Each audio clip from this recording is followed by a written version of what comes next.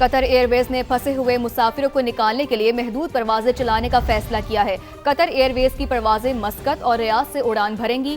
फैसला ईरान जंग के बाइस कतर की फजाई हदूद बदस्तूर बंद होने की वजह से किया गया। आगे बढ़ें और आपको ये भी बताएं कि इल्हान उमर कहती हैं कि ट्रंप ने कौम को ईरान के खिलाफ गैर कानूनी जंग में धकेल दिया है। मैं जंग देख चुकी हूँ, बम से अमन और इस्तेहकाम नहीं आ सकता। इल्हाम उमर ने मजीद ये भी कहा कि फौजी कार्रवाइयाँ हमें महफूज नहीं बना सकती। जंग से कशीदगी बढ़ेगी और खित्ता अफरा तफरी का शिकार होगा।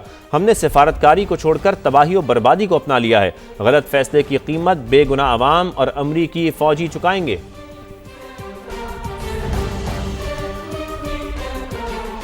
अब बात करें, अमेरिका ने ईरान से 2000 किलोमीटर दूर जाहरियत का मुजाहिरा किया है। ईरानी वजीर खारजा की जानिब से ऐसा कहा गया है। ईरानी फ्रिगेट भारत का मेहमान था जिस पर अमले के 130 अरकान सवार थे। ईरानी वजीर खारजा ने मजीद कहा कि ईरानी फ्रिगेट को बैन अल-अक़वामी समुंदर में बगैर वार्निंग निशाना बनाया गया। अमेरिका ने जो मयार कायम किया है उस पर पछताना पड़ेगा। अमेरिका ने ईरान से 2000 किलोमीटर दूर जाहरियत का मुजाहिरा किया। ईरानी वजीर खारजा की जानिब से कहा गया। मजीद कहा कि ईरानी फ्रिगेट भारत का मेहमान था जिस पर अमले के 130 अरकान सवार थे। ईरानी फ्रिगेट को बैन अल-अक़वामी समुंदर में बगैर वार्निंग निशाना बनाया गया। यहाँ पर आपको ये भी खबर दें कि ईरानी नेशनल सिक्योरिटी काउंसिल के सरबराह का 500 अमरीकी फौजियों की हलाकत का दावा सामने आया है। अली लारिजानी कहते हैं कि अमरीकी फौजियों की हलाकत के बाद सबसे पहले अमरीका के नारे का क्या बनेगा। नेतन्याहू ने ट्रंप को ईरान के खिलाफ नाजायज जंग में घसीट लिया है। अली लारिजानी की जानिब से यह भी कहा गया। ईरान की मिसाइल लॉन्चिंग साइट्स पर हमले जारी हैं। अमेरिकी सेंटकॉम ने ईरानी मिसाइल लॉन्चिंग साइट्स पर हमलों की वीडियो जारी कर दी। बयान में बताया गया कि ईरानी मिसाइल लॉन्चिंग साइट्स को ढूंढ कर तबाह कर रहे हैं। पेंटागन ने हलाक होने वाले मजीद 2 फौजियों की शिनाख्त जाहिर कर दी है। ईरानी हमले में मेजर जेफरी और chief warrant officer Robert Marjan हलाक हुए हैं। पेंटागन का ऐसा बताना है। अमरीकी हुकाम ने दोनों हलाक फौजियों की तस्वीर भी जारी कर दी हैं। ये तस्वीर देखी जा सकती हैं। पेंटागन ने हलाक होने वाले मजीद 2 फौजियों की शिनाख्त जाहिर कर दी है। बरतानवी खुफिया एजेंसी के साबिक सरबराह ने ईरान के खिलाफ जंग गैर जरूरी करार दे दी है। अमरीकी टीवी को इंटरव्यू में कहा कि गैर जरूरी जंग किसी पेशगी खतरे को रोकने के लिए नहीं थी। ईरान की जंग का बेहतरीन नतीजा वेनेजुएला जैसी सूरत हाल हो सकता है। इस जंग के वेनेजुएला से भी खतरनाक नताइज सामने आ सकते हैं। सऊदी अरब ने एक और ड्रोन मार गिराया है। आपको बताएं कि मुसल्ला ड्रोन को अल जौफ रीजन में तबाह किया गया है। सऊदी वजारत दिफा ऐसा बता रहे हैं। सऊदी अरब ने एक और ड्रोन मार गिराया है। इससे पहले 3 ड्रोन नल खुर्ज रीजन में तबाह किए गए थे। सऊदी वजारत दिफा ने ऐसा भी बताया था। तो सऊदी अरब ने एक और ड्रोन मार गिराया है। कतर एयरवेज ने फंसे हुए मुसाफिरों को निकालने के लिए महदूद परवाजें चलाने का फैसला किया है। कतर एयरवेज की परवाजें मस्कत और रियाद से उड़ान भरेंगी। फैसला ईरान जंग के बाइस कतर की फजाई हदूद बदस्तूर बंद होने की वजह से किया गया। आगे बढ़ें और आपको ये भी बताएं कि इल्हान उमर कहती हैं कि ट्रंप ने कौम को ईरान के खिलाफ गैर कानूनी जंग में धकेल दिया है। मैं जंग देख चुकी हूँ, बम से अमन और इस्तेहकाम नहीं आ सकता। इल्हाम उमर ने मजीद ये भी कहा कि फौजी कार्रवाइयाँ हमें महफूज नहीं बना सकती।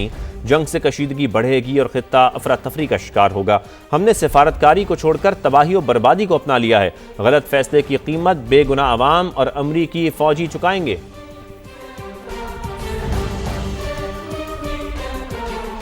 अब बात करें, अमेरिका ने ईरान से 2000 किलोमीटर दूर जाहरियत का मुजाहिरा किया है। ईरानी वजीर खारजा की जानिब से ऐसा कहा गया है। ईरानी फ्रिगेट भारत का मेहमान था जिस पर अमले के 130 अरकान सवार थे।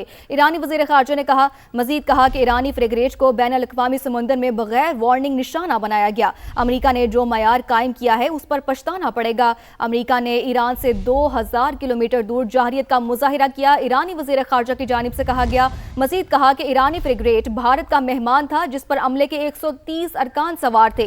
ईरानी फ्रिगेट को बैन अल-अक़वामी समुंदर में बगैर वार्निंग निशाना बनाया गया। रावलपिंडी के शंघाई प्लाजा में 12 घंटे बाद आग पर काबू पा लिया गया है, लेकिन कूलिंग का अमल ताहाल जारी है। तहखाने में मुश्किलात पेश आ रही हैं। मजीद जानते हैं वहां मौजूद समा के नुमाइंदे यासिर हकीम से। जी यासिर, बताइएगा कि कूलिंग का अमल कहां तक पहुंचा है।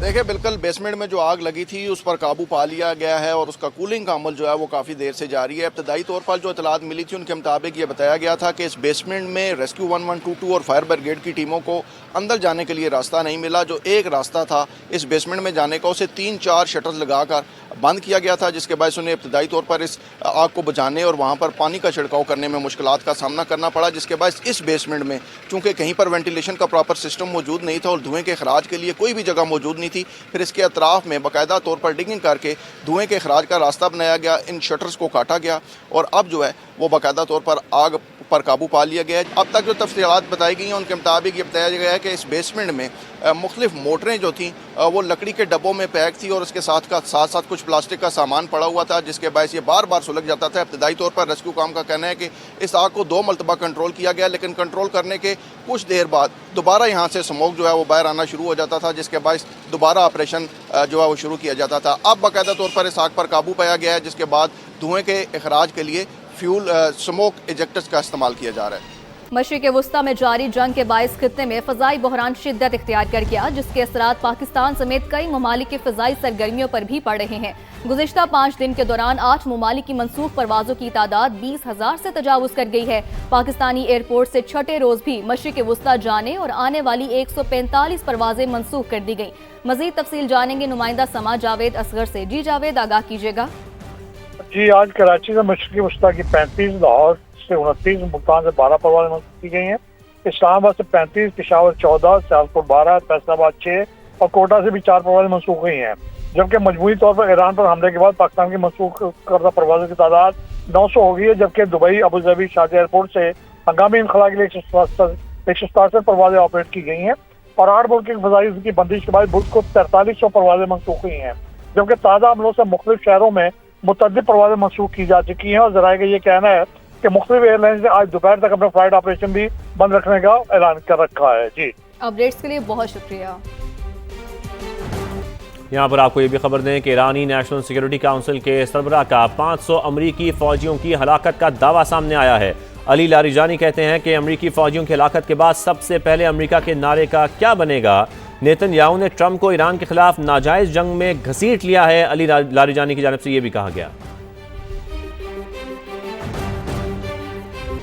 ईरान की मिसाइल लॉन्चिंग साइट्स पर हमले जारी हैं। अमरीकी सेंटकॉम ने ईरानी मिसाइल लॉन्चिंग साइट्स पर हमलों की वीडियो जारी कर दी।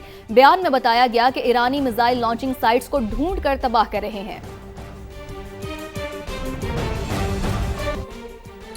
पेंटागन ने हलाक होने वाले मजीद 2 फौजियों की शनाख्त जाहिर कर दी है। ईरानी हमले में मेजर जेफरी और chief warrant officer Robert Marjan हलाक हुए हैं। पेंटागन का ऐसा बताना है। अमरीकी हुकाम ने दोनों हलाक फौजियों की तस्वीर भी जारी कर दी हैं। ये तस्वीर देखी जा सकती हैं। पेंटागन ने हलाक होने वाले मजीद 2 फौजियों की शनाख्त जाहिर कर दी है।